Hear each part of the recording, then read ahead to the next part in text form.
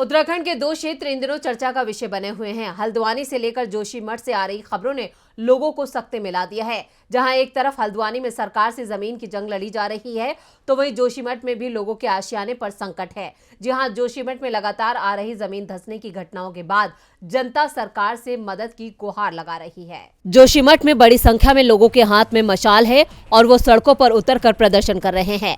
इसकी वजह है आशियानों पर आया संकट। ये मुश्किल किसी शख्स से नहीं बल्कि रहस्यमयी दरारें और आवाजों से है। दरअसल जोशीमठ में पिछले कई दिनों से जमीन धंसने की समस्या आ रही है। यहाँ लगभग 500 से अधिक घरों और होटलों के अलावा खेतों में भी दरारें देखने को मिली हैं। जमीन के अंदर से ऐसा पानी निकल रहा है जैसे वहां बहुत बारिश हुई हो। इसी के साथ ही आधी रात को जमीन के नीचे से आ रही रहस्यमयी आवाजें सुनने के बाद लोग डरे हुए हैं।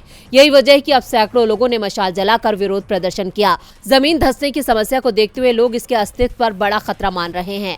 लोगों ने सरकार से जोशीमठ के अस्तित्व को बचाने की अपील की है और सरकार से जल्द समाधान की मांग की है। जनता के इस प्रदर्शन के बीच प्रशासनिक अधिकारी लगातार प्रभावित इलाकों का दौरा कर रहे हैं। हालात को देखते हुए मारवाड़ी इलाके की एक कंपनी में काम करने वाले कर्मचारियों की पूरी कॉलोनी को खाली करा लिया गया है। इसके अलग अलग एरिया से लोग सुरक्षित ठिकानों के लिए घर छोड़कर जा रहे हैं। वहीं मुख्यमंत्री पुष्कर सिंह धामी ने कहा कि सर्वेक्षण का कार्य लगातार चल रहा है। सर्वेक्षण रिपोर्ट के बाद समीक्षा बैठक की जाएगी। उन्होंने कहा कि जोशीमठ शहर को बचाने के लिए सभी जरूरी कदम उठाए जाएंगे।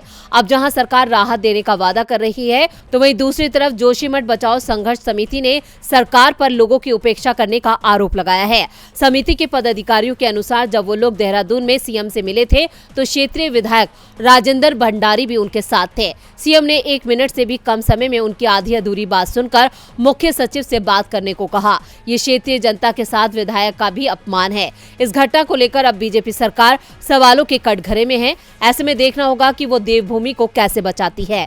डीबी लाइव की रिपोर्ट।